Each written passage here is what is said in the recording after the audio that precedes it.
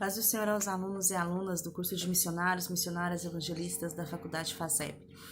Hoje nós vamos fazer um resumo do conteúdo de poesia hebraica. Nós estudamos nesse semestre Introdução ao Antigo Testamento 3, que é poesia hebraica. Nós temos nessa composição de livros, nessa coletânea, nós temos 5 livros que é considerado como poesia hebraica. Nós temos então o livro de Jó, o livro de Provérbios, Eclesiastes, Salmos e o livro de Cântico dos Cânticos. Desses 5, 3 são considerados poesia sapiensal e 2 poesia lírica, que é poesia cantada, né, composição de poesia cantada. Entretanto, irmãos, não significa que Salmos e Cântico dos Cânticos também não tenham uma sabedoria didática. Além de cantada, ela também compõe sabedoria didática de ensino. Só que na Bíblia também a gente vai ver que não é só esses livros, não são só esses 5 livros que contêm poesia hebraica. Nós vamos ver que mais de 1/3 da Bíblia, tanto no Antigo Testamento quanto no Novo Testamento, está composto por poesia. Deus escolheu esse gênero literário para falar, para se revelar para o homem. A poesia, no nosso livro, Introdução a Estudos dos Livros Poéticos, nós vamos ver o seguinte: a literatura sapiensal de Israel é orientada pelos sábios, anciãos, que fundamentam seu ensino sobre a experiência do seu povo na fé do Senhor. Então, a sabedoria, a literatura sapiensal, a literatura de Israel, a literatura poética de Israel da época, ela tinha um propósito, que era orientar os anciãos. Os sábios usavam a literatura sapiensal para orientar o povo a viver de acordo com a sua fé no Deus de Israel. Período dos livros de Israel, nós vamos ter a maior parte do período é o período do reinado monárquico, né? E aqui está dizendo, por exemplo, a maior parte deles, mas nós vamos ter também, por exemplo, o livro de Jó, que foi bem antes do período monárquico. Depois nós vamos ter, capítulo 2, características gerais da interpretação da poesia bíblica, que vai classificar, trazer para a gente algumas classificações gerais da poesia. Como que é essa poesia? Como é que é dividida? É igual à poesia ocidental? É igual, por exemplo, à poesia portuguesa, poesia brasileira, poesia dos Estados Unidos? Como é que é essa poesia hebraica? Então, nós vimos isso no texto e aqui no nosso próprio texto está dizendo o seguinte, que a poesia hebraica, ela não é igual à poesia brasileira, não é igual à poesia ocidental. Poesia ocidental, ela tem estrofe, ela tem ritmo, ela tem rima, né? Tem toda uma estrutura. A poesia hebraica, ela não tem essa estrutura. A poesia hebraica, ela é formada em paralelismo. O que é paralelismo? É a forma da poesia hebraica em que se expressa uma ideia em uma frase, pode ser curta ou longa, em uma frase, e geralmente na segunda ou na terceira frase vai se ou expressar a mesma ideia, que é o paralelismo sinônimo. Deixa eu só virar a página para confirmar. Que é o paralelismo sinônimo, ou vai afirmar a mesma ideia da primeira frase, só que com as palavras ao contrário, com a afirmativa não, que é o paralelismo antitético, ou paralelismo sintético, que é você ter uma ideia na primeira frase e você reafirmar e acrescentar essa ideia na segunda ou terceira frase. Muitos do paralelismo sintético, eles têm, às vezes, até a terceira frase, porque ele vai formar uma escadinha de ideias, ele vai acrescentando a ideia, ele vai afirmando a sua ideia aos poucos, como uma escadinha. Nós temos outras formas de paralelismo, como, por exemplo, a conclusão, a comparação, a razão, o analítico, o climático, o emblemático e o quiasma. Mas o que nós mais vemos são esses 3 que nós falamos aqui, os mais comuns. É o que mais se usa, é o mais comum, é o que mais a gente estuda, é o que mais, né, a gente consegue identificar com mais facilidade. Nós também vamos ver que a poesia hebraica, ela vai ter muita figura de linguagem. Era comum da sua época os escritores fazerem usarem a figura de linguagem para expressar uma ideia, um pensamento, um sentimento, uma emoção e assim por diante. As mais comuns, nós vamos ver a metáfora, que é uma comparação que não tem o como, é uma comparação mais, aqui está dizendo assim, é uma comparação por representação, mas não é formal, isto é, ela não tem um como. Nós temos o símile, que vai haver a palavra como, é uma comparação mais formal, como. E nós vamos ter também uma alegoria, que é um conjunto de metáforas. E aqui está dizendo, uma alegoria é uma representação que adiciona um ou mais significados na interpretação literal de um texto. Ele pode pega um texto literal, acrescenta, adiciona mais de um ou mais de um significados. Aí ele vai usar, pode usar metáforas, ele pode usar outras figuras de linguagem para fazer isso. Nós vamos ter também a metonímia, a personificação, sinédrico, hipérbolo, que é o exagero, usar figuras de linguagem para exagerar. Nós vamos ter o apóstrofe, o antropomorfismo, e o antropopatia e o litótes. Dentre dessas, as que a gente mais vai ver é as mais comum é a metáfora, símbolo, alegoria. Nós vamos ver também muito hipérbole, nós vamos ver muito antropomorfismo na palavra de Deus. A poesia hebraica, como eu já disse, ela é dividida, classificada em sabedoria sapiensal e sabedoria lírica, ou ínica, que são os hinos. No livro de Jó, nós vamos ver que o livro de Jó é considerado sabedoria sapiensal, porque ele vai nos ensinar, ele vai nos instruir, ele é instrutiva, comparativa também, ele é contemplativa, mas principalmente como sabedoria instrutiva, de ensinar. O livro de Jó, ele está, a data de autoria dele é mais provável que seja a data do período patriarcal, porque ele, no próprio livro, ele vai trazer indícios, por exemplo, não havia sacerdote, Jó mesmo tinha que sacrificar, Jó era o sacerdote da sua família, da sua casa.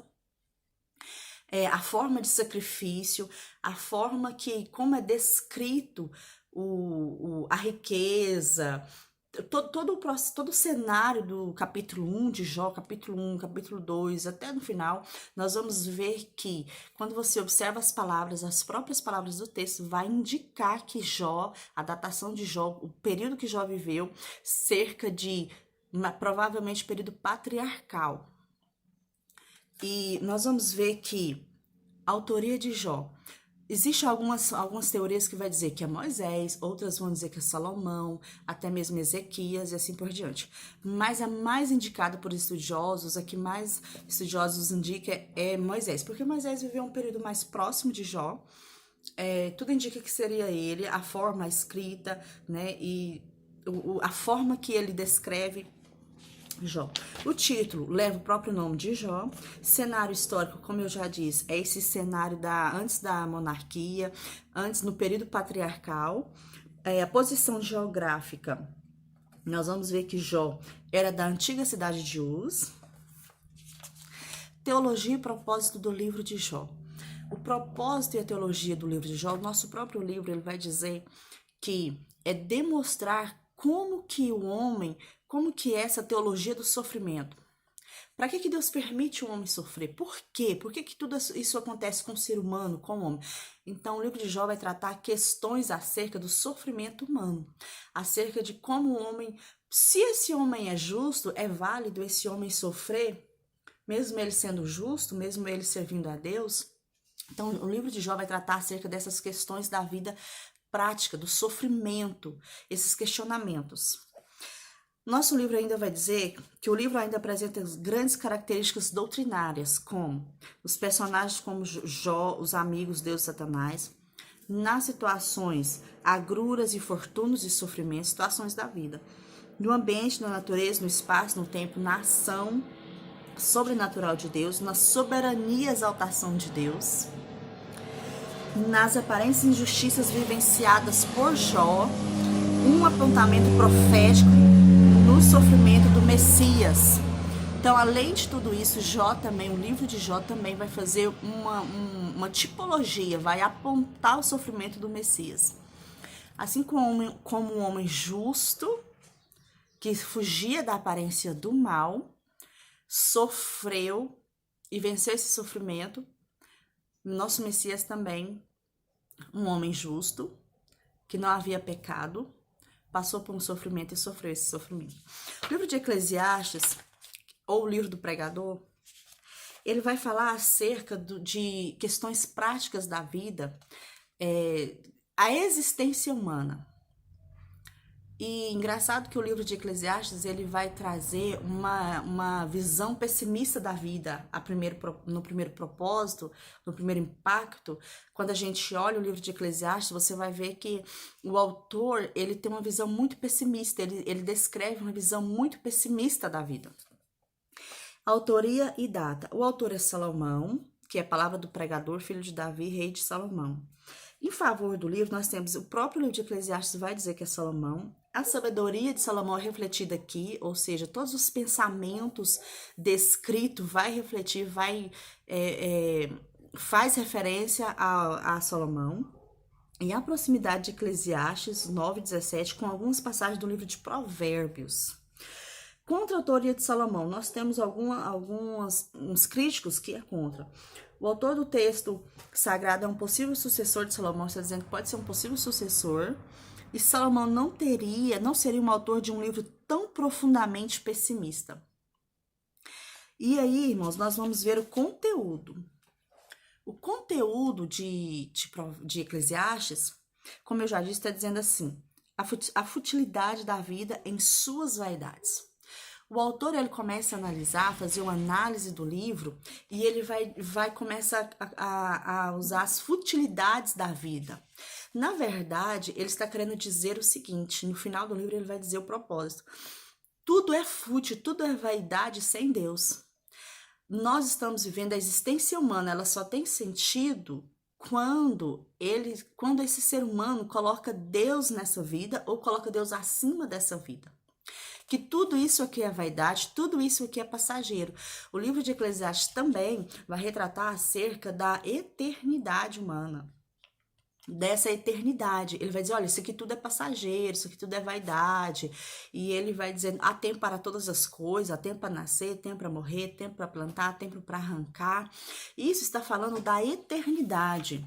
E aí no fim ele vai dizer, olha, não tem uma vida, não existe uma vida, não existe a existência ela só tem sentido, a vida ela só tem sentido se for de acordo com a vontade de Deus, porque Ele é o Criador, foi Ele que criou tudo. Então, se Ele é o Criador, a vida tem que estar ligada nesse Criador. Se não tiver ligado, ela não tem sentido. É por isso que muitos vão ver que existe um vazio existencial dentro de si.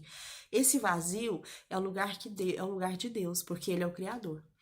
Se esse vazio não é preenchido com aquele que o criou, fica um vazio existencial e a pessoa não sabe por que nasceu, o que vai fazer nessa vida, ela não tem um sentido. Então, Eclesiastes vai dizer que o sentido da vida você só consegue entender o sentido da sua vida se você estiver de acordo com Deus. O livro de Provérbios, Provérbios são ditados curtos, máximas curtas, que querem tratar acerca de experiências da vida, assuntos da vida, valores da vida, e aí com esses ditados curtos, com esses provérbios, facilita a memorização, a ideia para que os judeus memorizassem esses provérbios e usassem eles no cotidiano. O cenário histórico de Provérbios é o período do reino de Salomão. O pano de fundo é o próprio reinado de Salomão, que é o auge, né, o ápice do reinado de Salomão. A origem também primeiro a gente precisa entender que a origem de Provérbios, ela não vem de Israel. Outros povos usavam também essa literatura proverbial. Então, a origem de Provérbios não vem do povo de Israel. Mas nós vamos ver que no reinado de Salomão é que vem o auge da literatura proverbial no reinado de Israel. Destinatários são os simples, os jovens e todo aquele que precisa e quer e deseja adquirir a sabedoria. A autoria, o próprio texto vai dizer que A maioria dos provérbios foi escrito por Salomão. Depois nós vamos ver lá, capítulo 22, 17 em diante, nós vamos ver alguns provérbios de alguns sábios. Quem eram esses sábios? Esses sábios poderiam ser funcionários da corte ou outras pessoas da alta cúpula, vamos dizer assim, que gastavam o seu tempo da sua vida adquirindo sabedoria e depois eles passavam essa sabedoria para crianças, para jovens, para outras pessoas, para líderes, para reis, ensinando essa sabedoria. Então eles eram como se fossem professores, pedagogos que ensinavam essa sabedoria. Nós vamos ver também os homens de Ezequias, do rei Ezequias. Só que esse rei Ezequias, irmãos, os homens do rei Ezequias, eles não compôs, eles escreveram, né? Eles fizeram a editoriação desses salmos, que era de Salomão. Nós vamos ver Agur e nós vamos ver também o rei Lemuel. O nosso livro de Provérbios tem esses autores. Depois nós vamos ver a data que eu já falei para vocês, comecei falando para vocês, que a data do livro de Provérbios, a data da composição, a data de quando foi composto o provérbio, é acerca do século X ao século IX a.C. Data de inclusão, ou seja, a data da organização da coletânea do livro de Provérbios, ou a data da escrita, a data que foi editoriado, organizado, vai cerca do século III, século VII, século VI, V, IV e III a.C. Então levou aí alguns anos para chegar no como nós temos hoje o livro de Provérbios.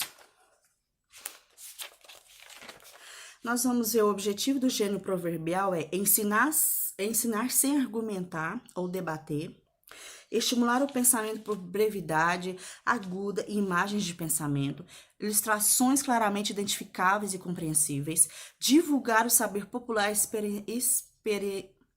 experiencial e exemplificar fatos cotidianos. O conteúdo de livro de Provérbios é muito extenso, quer dizer, conteúdo é a mensagem, o que ele fala? Porque ele fala acerca de tudo, ele fala acerca de questões práticas da vida, de como você viver, de acordo com a vontade de Deus.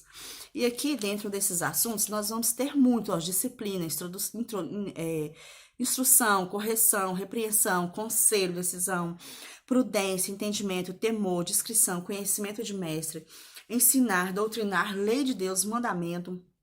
Alguns assuntos principais: temor ao Senhor, busca pela sabedoria, instrução para abandonar a insensatez, conduta sábia, conduta insensata, tópicos sociais, obrigações sociais, pais, filhos, casamento, preguiça, escarnecedor, pessoa amiga, o proceder, o falar, a família, vida e morte. Então ele vai tratar praticamente todos os assuntos acerca da vida prática.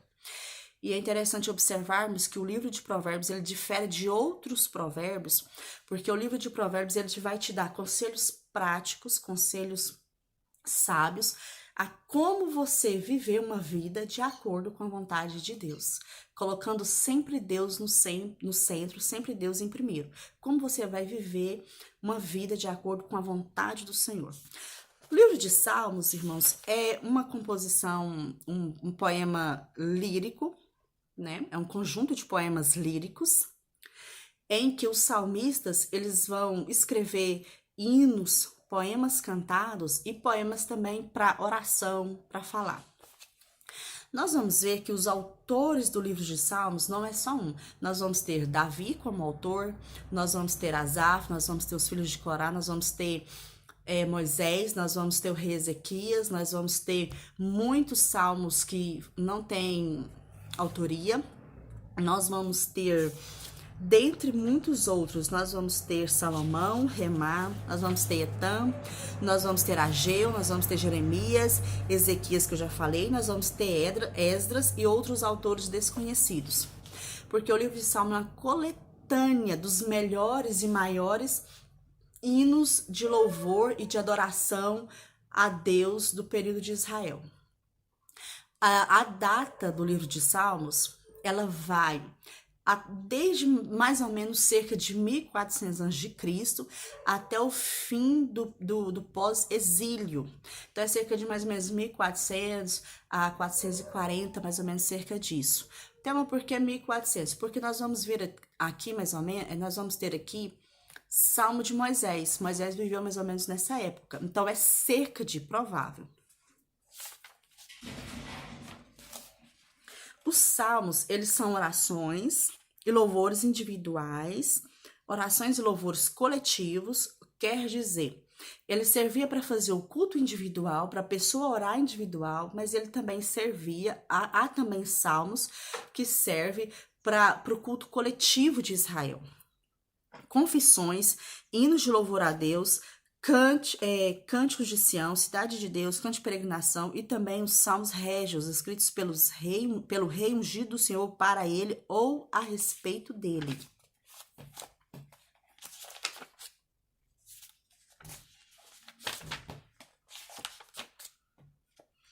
Eu quero, para finalizar essa parte dos salmos, objetivos e propósitos dos salmos. Os salmos também têm um propósito, têm um objetivo do nosso cânon bíblico. Propósitos e objetivos. Exaltar ao Deus cultivo de Israel através de introduções litúrgicas de louvor. Foram importantes veículos da expressão nacional de Israel pela vinda do Messias, com riquíssimos detalhes proféticos da sua vinda. Reuniram um livro de louvor oficial ao Deus da aliança, aos rituais, festas, cultos e cerimônias. Esboçaram um livro didático e artístico para o conhecimento de Deus, para que as novas gerações pudessem expressar suas orações e ministrar o louvor a Deus em toda a extensão da experiência humana. Ou seja, Deus deseja ser louvado. Deus almeja o louvor, mas esse louvor ele tem uma forma específica, não é de qualquer forma, não é de qualquer maneira. O livro de Salmos vai nos ensinar como é esse louvor a Deus, como essas orações, como essas súplicas a Deus. Introdução ao livro de Cântico dos Cânticos. Cântico é o melhor de todos os cânticos. O autor, a maioria vai entender que é Salomão. Se Salomão não compôs esse livro, ao menos quem compôs o livro, se foi outra pessoa que compôs esse livro, ele compôs ou para Salomão ou acerca de Salomão, porque o próprio livro de Cantares de Salomão vai citar Salomão mais de 7 vezes. A autoria, então, a maioria nós entendemos que é Salomão. A data, cerca de 1101 a cerca de 1005, provavelmente. Alguns vão dizer que é pós-exílio. E aí nós vamos ter aqui sugestões interpretativas, nós vamos ter a escola literária, nós vamos ter a escola alegórica, nós vamos ter a escola tipológica, nós vamos ter também um método dramático. Mas como eu já disse para vocês, o que mais a gente se vê, as interpretações é literalista, alegórico e o tipológico. Propósito do livro. Propósito do livro, nosso próprio livro vai dizer que é a celebração da natureza da humanidade. O autor pretende mostrar o amor da forma mais plena entre o noivo e da noiva e legitimar a vida íntima e conjugal como uma proposta de felicidade para uma vida em permanente celebração. Então, o propósito do livro é Deus revelando para o homem como é esse amor verdadeiro entre um homem e uma mulher, essa celebração desse amor humano de acordo com a sua vontade. A gente encerra por aqui esse semestre. Eu espero que Deus abençoe vocês ricamente, abençoe o ministério de vocês, a casa, que Deus use vocês como atalaias nesses últimos dias. Deus abençoe vocês ricamente.